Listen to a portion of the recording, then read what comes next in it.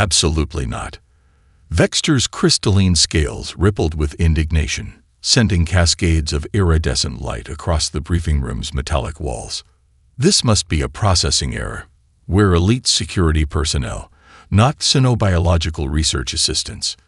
His partner, Zilna, maintained a more composed appearance, though the slight vibration of her sensory tendrils betrayed her agitation. The assignment comes directly from the Galactic Council. Vex, we don't have the authority to refuse. The holographic display between them showed their target. Jessica Miller, age 32, resident of Colorado Springs, Earth.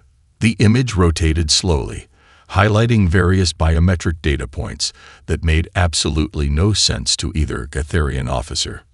Look at these readings. Vexter gestured with a scaled hand, his claws clicking against the holographic interface. Her skeletal density is absurd. The muscle fiber composition shouldn't be possible in a non-engineered species, and her cardiovascular system. He trailed off, mandibles clicking in frustration.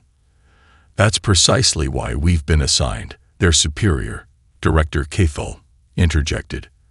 Her massive frame filled the doorway as she entered, her scales a deep obsidian that absorbed the room's light. This Jessica Miller represents a particularly interesting specimen of human resilience. Former United States Marine, now working as an emergency room nurse, single mother to a 6-year-old daughter.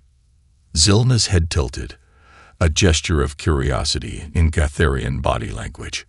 A warrior who heals and nurtures. The combination seems inefficient. Everything about humans seems inefficient, Kill responded, manipulating the hologram to show Jessica in action at the hospital, moving with surprising speed between patients. Yet they not only survive but thrive on a Class 12 death world. Their planet should have killed them millions of years ago. Instead, they've built civilizations, developed spaceflight, and somehow produced individuals like this. The display shifted to security footage from the hospital. Jessica was lifting a fallen patient twice her size back onto a bed with seemingly impossible ease. The timestamp showed this was at the end of a 12-hour shift. Your mission, Kull continued, is to observe and document. We need to understand how these Deathworlders function. The Council believes there's more to their survival than just their technology and what they call adrenaline. We need to know what makes them truly dangerous. Vexter's scales flattened in resignation. Dangerous. She spends her time healing the sick and caring for a juvenile.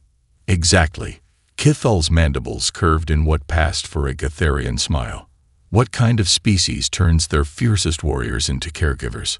What does that tell you about their potential? The hologram changed one final time, showing Jessica at home with her daughter Emma.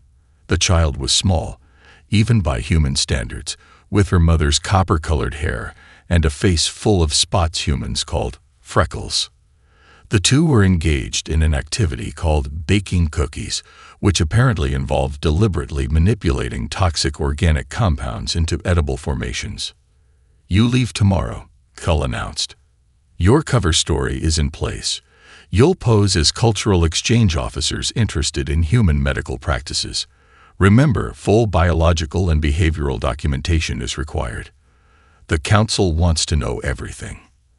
As they left the briefing room, Zilna noticed her partner's scales had shifted to a deep blue of contemplation. What are you thinking, Vex? I'm thinking, he responded slowly, that if humans evolved to survive on a world that should have killed them, what else are they capable of? And what are we missing? Neither of them noticed Cathal watching them leave, nor did they see her send an encrypted message to the Council. Operation Maternal Instinct is proceeding as planned. The observers are in position. Now we wait to see what these Deathworlders are really capable of. QOD Kremson. Toxin exposure in Pyrogeriestes. Vexter's emergency broadcast rattled through their cloaked observation post, causing Zilna to nearly drop her sensor array. She rushed to the monitoring station, expecting to find signs of chemical warfare. Instead, she saw Jessica and Emma Miller in their backyard, their faces and hands covered in an unknown red substance. What's the nature of the contamination? Zilna demanded, already reaching for their emergency protocols manual. They're eating something called watermelon. Vextor's scales had turned a sickly green. They're deliberately covering themselves in its internal fluids while consuming the flesh. And they're laughing about it. Zilna's tendrils drooped in relief and exasperation. That's the third false alarm today. Remember the hot sauce incident this morning? A concentrated capsaicin extract. She willingly ingested a chemical weapon at breakfast. Vextor's defensive posture hadn't relaxed since they'd started their observation week ago. And don't get me started on the coffee ritual. No sentient species should consume that much stimulant and remain functional. Their conversation was interrupted by a high-pitched shriek from the yard. Emma had discovered a small creature their database identified as a toad. Instead of activating neighborhood defense protocols, Jessica encouraged her daughter to pick it up. Observation log, Day 7. Zilna dictated while Vextor paced anxiously. Subject continues to display inexplicable behavioral patterns. Despite clear military training and enhanced physical capabilities, she actively encourages interaction with potentially harmful organisms. A splash and peal of laughter drew their attention back to the scene. Emma had fallen into a mud puddle, coating herself in organic debris. Any rational species would immediately initiate decontamination procedures. Instead, Jessica joined her daughter, deliberately making what humans called mud angels. This can't be normal behavior for a warrior class, Vextor muttered, his scales shifting through various shades of confusion. Look at her baseline readings. The holographic display showed Jessica's vital signs. Heart rate optimal, muscle tension minimal, endorphin levels elevated. She was enjoying this primitive activity. Their confusion deepened later that afternoon when they followed the Millers to something called a playground. The facility appeared to be a training ground designed to test young human strength and agility. Yet the safety protocols were practically non-existent. She's allowing Emma to ascend that unstable metal structure without protective equipment. Vextor's claws dug into the observation post's control panel. The fall distance exceeds safety parameters by 47%. Focus on Jessica's readings. Zilna pointed to the biomonitors. While appearing relaxed on a nearby bench, Jessica's nervous system was in a state of heightened awareness. Her muscle groups remained primed for instant response, and her visual attention never left her daughter for more than 2.3 seconds. Fascinating, Zilna murmured. She's maintaining combat-ready status while presenting a completely non-threatening appearance. Even our best operatives can't sustain that level of divided attention. The day's final surprise came during the evening meal preparation. Jessica was simultaneously operating the heating unit, stove, helping Emma with homework, and receiving a complex medical communication, phone call, from her hospital. The multitasking alone was impressive, but their sensors detected something else. Zell, are you seeing this? Vextor enhanced the display. Without breaking conversation or looking up, Jessica's hand had shot out to catch a falling knife before it could hit the floor, her reaction time exceeding Gatharian enhancement capabilities. Report update, Zilna added to their log. Subject displays evidence of enhanced situational awareness and reaction times without any visible technological assistance. More significantly, these capabilities appear to be baseline rather than actively engaged. Later that night, after Emma was asleep, they watched Jessica in her basement gym. She was lifting weights that, according to their calculations, should have been beyond human capability. Maybe, Vextor said slowly, his scales finally settling into a thoughtful purple, we've been asking the wrong questions. We keep looking for what makes them dangerous. But what if their strength isn't about danger at all? What do you mean? What if it's about protection? And if that's true, what are humans really capable of when something they love is threatened? The answer would come sooner than either of them expected. The first incident occurred during a routine morning at the Miller household. Zilna was documenting Emma's breakfast preparation when their sensors registered an anomaly. Thermal spike, northeast corner. She barked. Temperature increase off. Before she could finish, Jessica had already moved. The coffee pot, which had been about to shatter from an undetected hairline crack, was somehow in the sink. Scalding liquid that should have sprayed across Emma's face instead harmlessly swirled down the drain. The entire sequence had taken 0.67 seconds. "Replay," Vextor commanded, his scales rippling with disbelief. The holographic display showed Jessica's movement frame by frame. She had begun reacting before the pot showed signs of failure. "That's impossible." Xylna's tendrils twisted in agitation. "Even with our most advanced predictive systems, there's no way to." "What's really impossible," Vextor interrupted, "is her acceleration rate. Look at the force readings. She moved faster than human musculature should allow, yet there's no sign of strain or tissue damage." The second incident came 3 days later at the hospital. They were observing Jessica's work shift when a patient coded in a room 50 meters down the hall.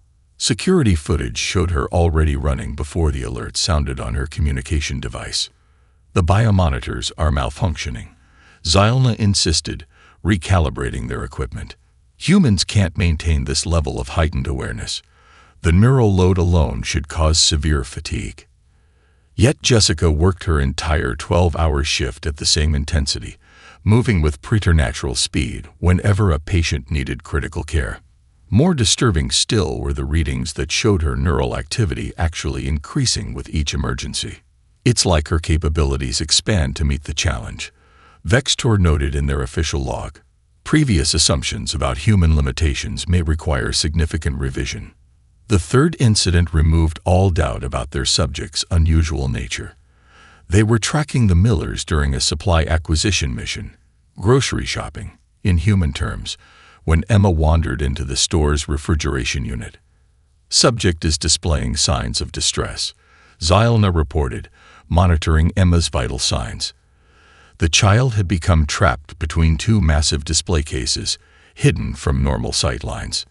Jessica was at the opposite end of the store, comparing nutrient labels on protein supplements.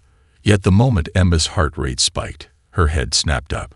She moved with purpose through the store, navigating directly to her daughter's location, without searching or hesitation. "How did she?" Vextor began. "Unknown," Xylna responded, reviewing the data. "No visual contact. No audible distress call. No technological communication between them. She just knew." Later that week, they witnessed Jessica bench-pressing weights that exceeded recommended human maximums by 40%.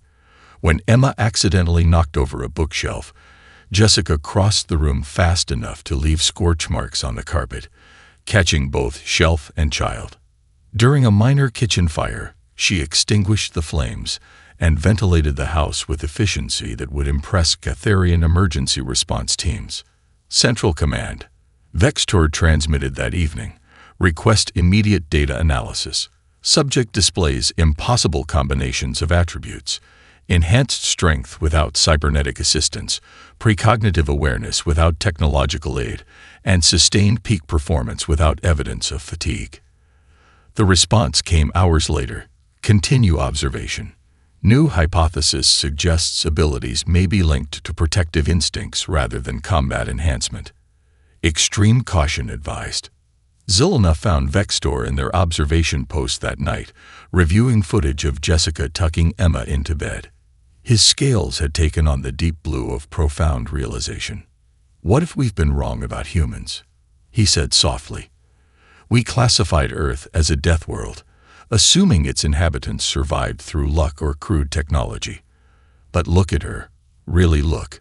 Every impossible feat has been in response to potential harm to her offspring. Are you suggesting?" "I'm suggesting that humans didn't survive their death world by becoming more lethal. They survived by becoming better protectors. And we have no idea what their actual limits are." As if to punctuate his point, their sensors picked up Jessica instantly waking from deep sleep, somehow aware that Emma was about to have a nightmare. Neither Gatharian realized they were about to discover exactly what those limits were, or rather, the complete lack of them. Saturday morning arrived with the kind of perfect weather that made Vextor deeply suspicious. His species had evolved on a planet of perpetual storms.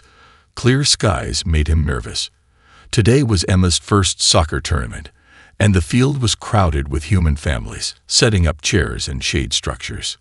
"This is tactically unsound," he muttered from their cloaked observation post. "Too many variables. Too many exposure points." Zilna was focused on their atmospheric monitors, her tendrils twitching rhythmically. "Something's wrong with the readings. The barometric pressure is fluctuating beyond normal parameters." They watched Jessica setting up her folding chair at the field's edge, somehow managing to simultaneously track Emma's warm-up exercises, answer texts from the hospital about a patient, and warn another parent's toddler away from eating a bug, all while maintaining a casual conversation about post-game snack duties. How does she do that? Vextor's scales shifted to a puzzled orange. Even our multi-threaded consciousness augments can't. Vex. Xylna's voice had taken on an edge he'd never heard before.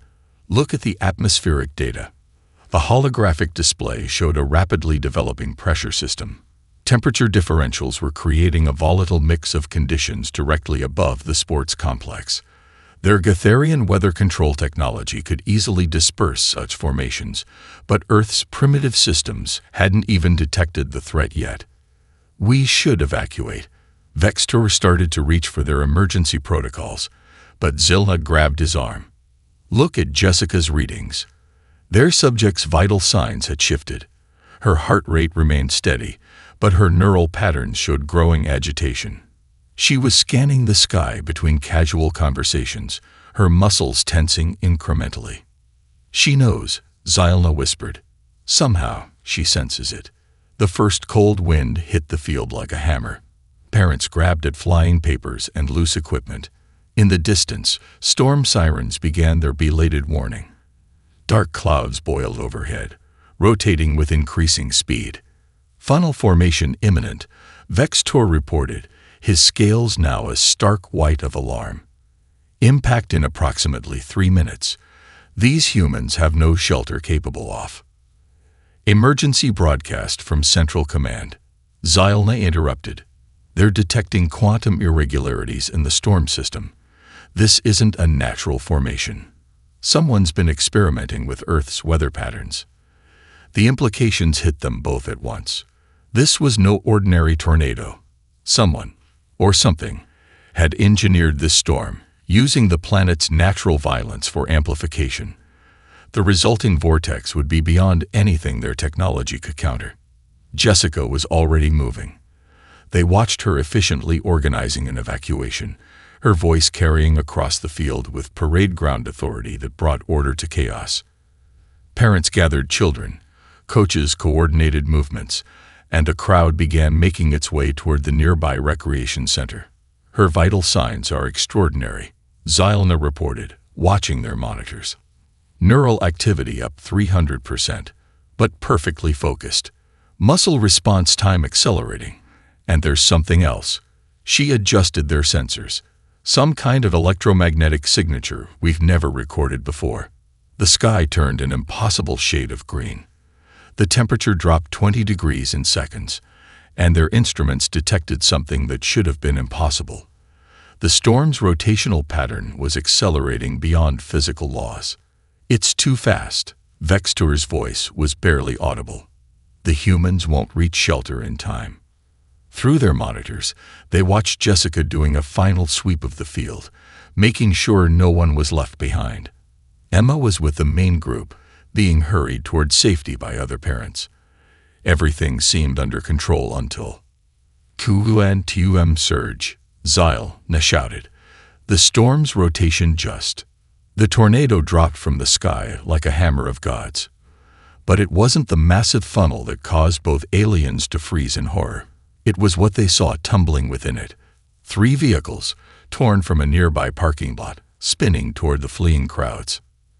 And Emma, who had broken away from the group to retrieve a forgotten stuffed animal, standing directly in their path.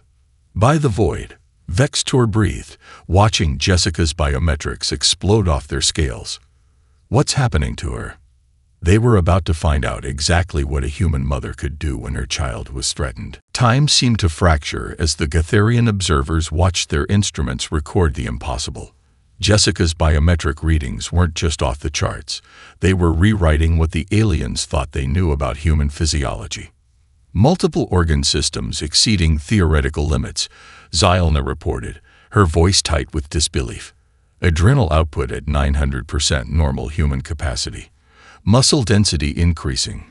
Bone structure reinforcing somehow. This defies everything we know about biology. The tornado's unnatural green funnel hurled 3 vehicles through the air, a pickup truck, an SUV, and a minivan. Their trajectory, warped by the quantum-engineered storm, bent physics in ways that should have been impossible. All 3 were spinning directly toward where Emma stood frozen, clutching her stuffed rabbit. The distance between Jessica and her daughter was 127 meters. The vehicles would impact in 2.3 seconds. Running calculations, Vextor announced, his scales bleached white with stress. Time to impact versus human maximum speed. She can't. Jessica moved. The ground beneath her feet cracked. Their sensors recorded the pressure wave as she accelerated from standing to what their instruments insisted was 67.3 kilometers per hour in less than a heartbeat. The air around her ionized from the sudden displacement, creating a visible wake. New readings. Zylna's tendrils whipped in agitation. Her skeletal structure is conducting some kind of electromagnetic charge. Muscle fibers are realigning at the molecular level. Internal temperature rising, but no signs of tissue damage. The pickup truck struck first, its mass turning it into a lethal projectile. Jessica didn't slow down. She grabbed Emma with her left arm, tucking her daughter against her body while her right arm shot upward. The truck's frame crumpled around her raised fist like tissue paper. That's 2.7 tons of mass. Vextor's scales strobed through colors of shock. The force should have pulverized every bone in her arm. But Jessica wasn't done. The SUV was rotating in from her blind side, its jagged metal frame threatening to shred both mother and daughter. Still holding Emma, she pivoted and kicked. The impact sent the vehicle careening away, its chassis folded almost in half. Energy readings expanding exponentially. Zylna reported, her professional tone cracking. Her cells are somehow processing kinetic energy and recycling it. This isn't just adrenaline. We're seeing some kind of cascade effect. The minivan came last, tumbling end over end. Jessica's eyes tracked it with predatory focus. She set Emma down behind her and braced herself, feet shoulder-width apart. As the van descended, she raised both hands. She's not. Vextor started. She was. Jessica caught the minivan. 2 tons of metal and momentum stopped dead in her grip. The ground cratered beneath her feet. Her muscles bulged with forces that should have torn them apart. Their sensors recorded temperatures that should have cooked her alive. And then, with a roar that cut through even the tornado's howl, she threw the van back into the funnel cloud, recording everything. Zylna's claws flew across their control panel. Quantum field interactions, cellular regeneration, energy conversion rates. Forget the readings. Vextor interrupted. Look at her face. Through their high-resolution feeds, they saw Jessica's expression. There was no strain, no fear, only a primal, focused fury that made both alien survival instincts scream in warning. This wasn't just protection. This was something older, something carved into human DNA by millions of years of evolution on their death world. The tornado, as if sensing it had met its match, began to dissipate.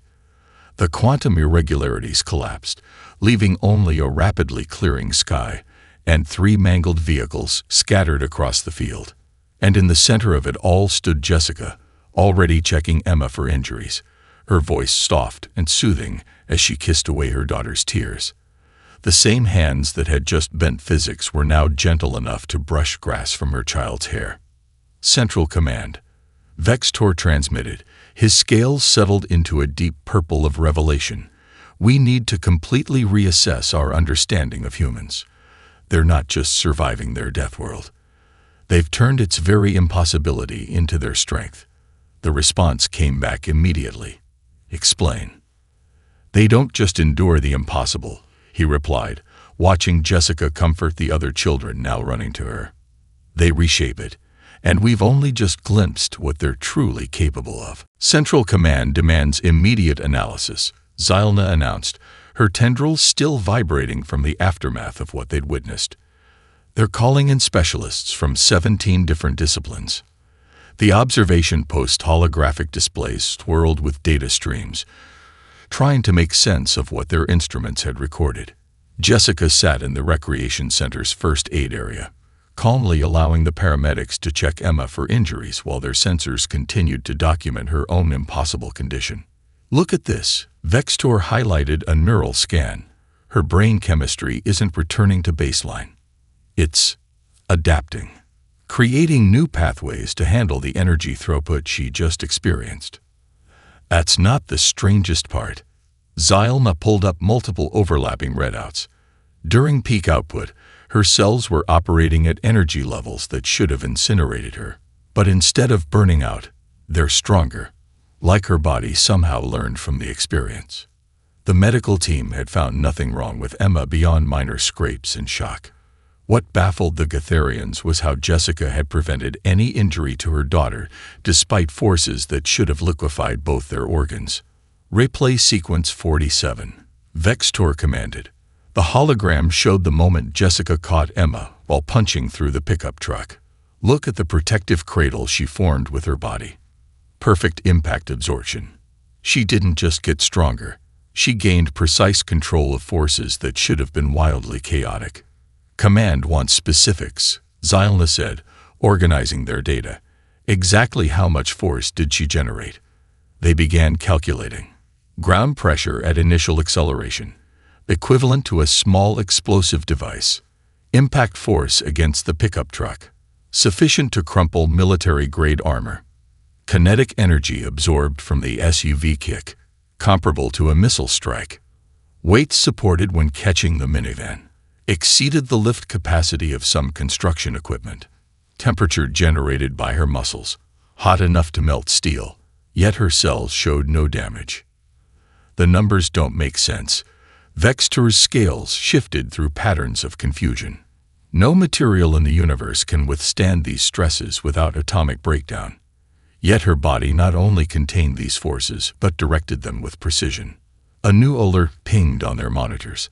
Jessica's cellular structure was showing unprecedented changes. Her muscles, instead of being devastated by the strain, were repairing and strengthening themselves. Her bones, which should have shattered, had actually become denser. It's like... Xylna paused, her tendrils curling in concentration.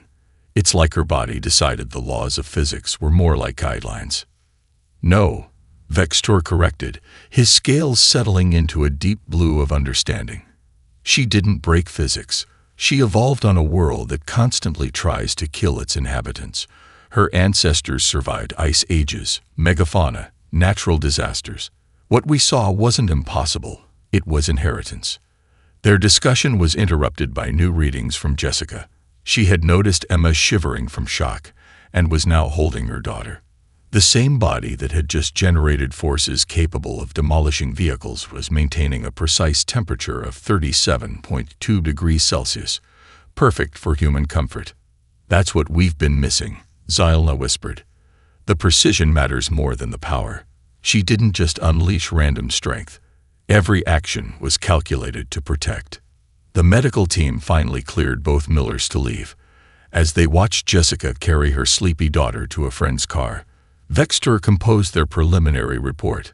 Subject demonstrated capacity for instantaneous strength enhancement beyond theoretical limits, molecular-level adaptation to extreme stress, perfect force control under impossible conditions, cellular regeneration exceeding medical science, protective capabilities that ignore conventional physics, but most significantly, all abilities activated in response to threat to offspring. Evidence suggests humans possess latent potential for reality manipulation when protective instincts engage. Recommend immediate reclassification of species threat assessment. Add this, Zylna said softly, watching Jessica gently buckle Emma into her car seat. Subject shows no sign of considering these abilities remarkable. To her, they're simply part of being a mother. As the Millers drove away, both aliens sat in contemplative silence, their instruments still struggling to process what they'd witnessed. Finally, Vextor spoke. "We thought we were studying their limits," he said. "But we never considered, what if humans don't have any? What if they're limited only by what they think they can't do?" "And what happens," Zylna added, "when they stop believing in those limits?" The Galactic Council's emergency session convened in a state of barely controlled panic. Holographic representatives from 37 species flickered around the chamber, all talking at once as they reviewed the data from Earth. "Impossible," thundered the Mechanoid Collective's ambassador, their crystalline form pulsing with agitation. "We've spent millennia perfecting biomechanical enhancement, and you're telling me a baseline human exceeded our best efforts." Vextor and Zylna stood at the center of the storm, their scales shifted to formal presentation black as they delivered their report. The chamber's displays showed Jessica's feet from multiple angles, along with streams of biometric data that had most of the Council's scientists in various states of denial. "The evidence is conclusive," Zylna stated, her tendrils steady with conviction. "But what's more significant is that this isn't an isolated incident.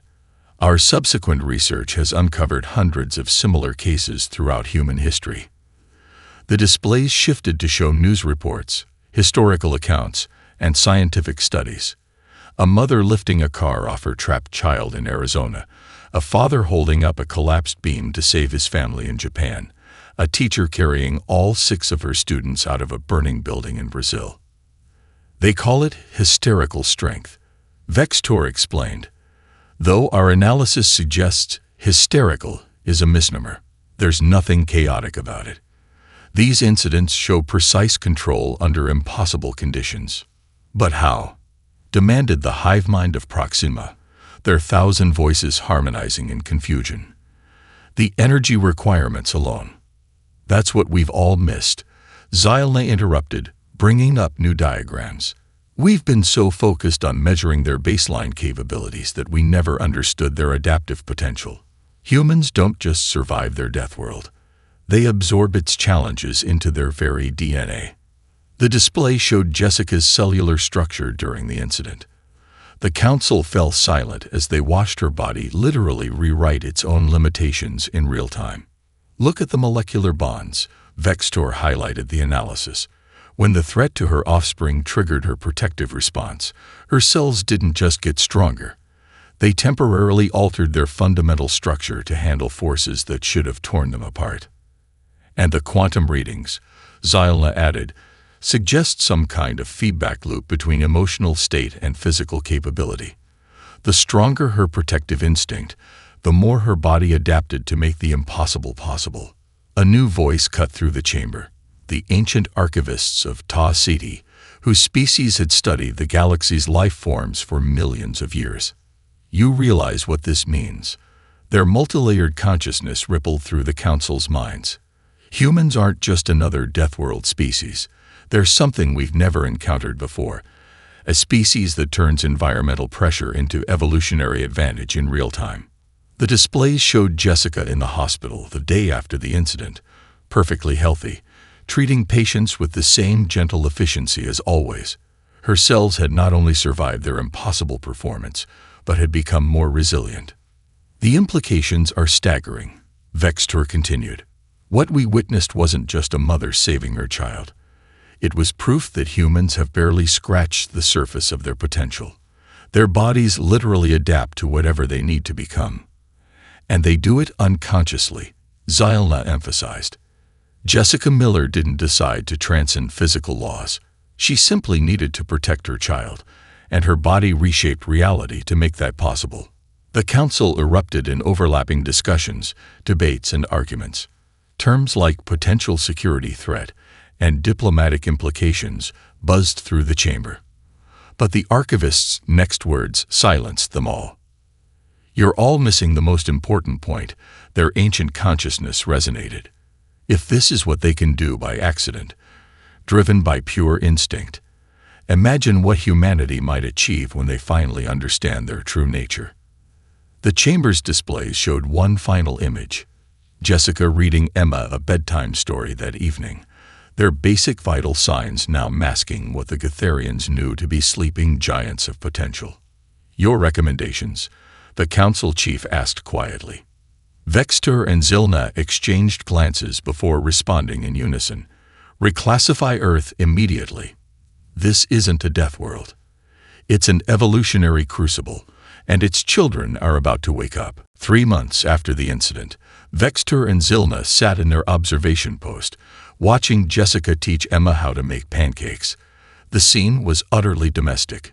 No quantum anomalies, no physics-defying feats, just a mother and daughter on a lazy Sunday morning. Final reports gone viral across the galactic networks. Zilna noted, her tendrils curled in amusement. "The Mechanoid Collective is completely redesigning their enhancement programs based on our data. The hive mind of Proxima has requested to establish a cultural exchange program with human parents." And the archivists? Vexter's scales rippled with curiosity. They've dedicated an entire research division to studying human maternal instincts. They're calling it the mother engine theory, the idea that emotional bonds can drive evolutionary leaps. Through their monitors, they watched Jessica catch a falling egg one-handed while simultaneously preventing Emma from touching the hot griddle. The casual display of impossible reflexes no longer surprised them. "The quantum physics community is still in upheaval," Vextor added, reviewing the latest scientific updates. "They're suggesting that humans have some kind of unconscious ability to manipulate probability fields through emotional resonance. Apparently, they're calling it the mother knows best principle." The displays showed their latest scans of Jessica. Her cellular structure had permanently altered after the tornado incident, though in ways so subtle most human medical equipment couldn't detect it. She was slightly stronger, slightly faster, her protective instincts even more finely tuned. But more importantly, the changes had somehow been written into her genetic code. "That's what terrifies the militant factions," Zilna observed. "Not just that humans can do the impossible, but that each time they do, they pass that potential on to the next generation." Speaking of passing things on, Vextor highlighted a new reading. "Look at Emma's latest scans." The data showed subtle changes in the child's own cellular structure, mirroring her mother's adaptations. She wasn't just inheriting the potential for such abilities. Her body was already preparing for them. "The council's still debating how to proceed," Zilna said. "Half of them want to immediately fast-track humans into the galactic community. The other half want to wait until humans discover these abilities on their own." "And what do you think?" Before she could answer, their sensors pinged. Jessica had just received an emergency call from the hospital. Major accident on the highway. All hands needed. They watched her smoothly shift into crisis mode, arranging childcare and preparing to leave, her body unconsciously priming itself for whatever challenges awaited. "I think," Zilna said slowly, "that we're asking the wrong question. We keep focusing on what humans could become, but look at what they already are." Through their feeds, they watched Jessica explain to Emma why she had to go, promising to make it up to her. The child's disappointment turned to understanding as her mother explained about helping others who were hurt and scared. "They're not just survivors," Vextor realized. "They're teachers, protectors. They don't just adapt to their world, they make it better." Their monitors showed Jessica arriving at the hospital, that same impossible strength now channeled into saving lives, comforting the injured, coordinating her team with the same efficiency she'd shown during the tornado. "Final entry," Zilna dictated. "After 3 months of additional observation, we conclude that subject Jessica Miller's display of extraordinary abilities was not, as initially assumed, an aberration. Rather, it was a demonstration of humanity's true nature, a species that evolved not just to survive their death world, but to nurture life in the face of impossible odds. Addendum. Vextor added, watching Jessica successfully stabilize 3 critical patients simultaneously. The term Deathworld species is hereby officially revised. Humans are to be reclassified as protector class entities, with all the respect and caution such a designation demands. As they prepared to end their assignment, both aliens watched Emma practicing her mother's steady, careful movements while feeding her stuffed animals pretend medicine. "She's going to be just like her mother, isn't she?" Vextor asked. "No," Xylna responded, her tendrils curving in a smile. "She's going to be even stronger. That's how humans work. Each generation learns, adapts, protects, and passes on not just the strength, but the heart behind it." "End report," Vextor suggested. "End report," Xylna agreed, "though something tells me humanity's story is just beginning."